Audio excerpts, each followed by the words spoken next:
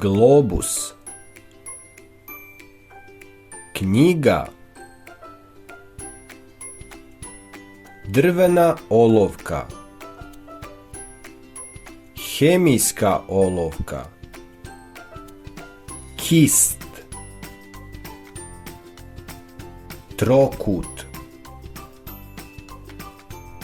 lenjir, ruksak, makaze, šestar, računar, klupa,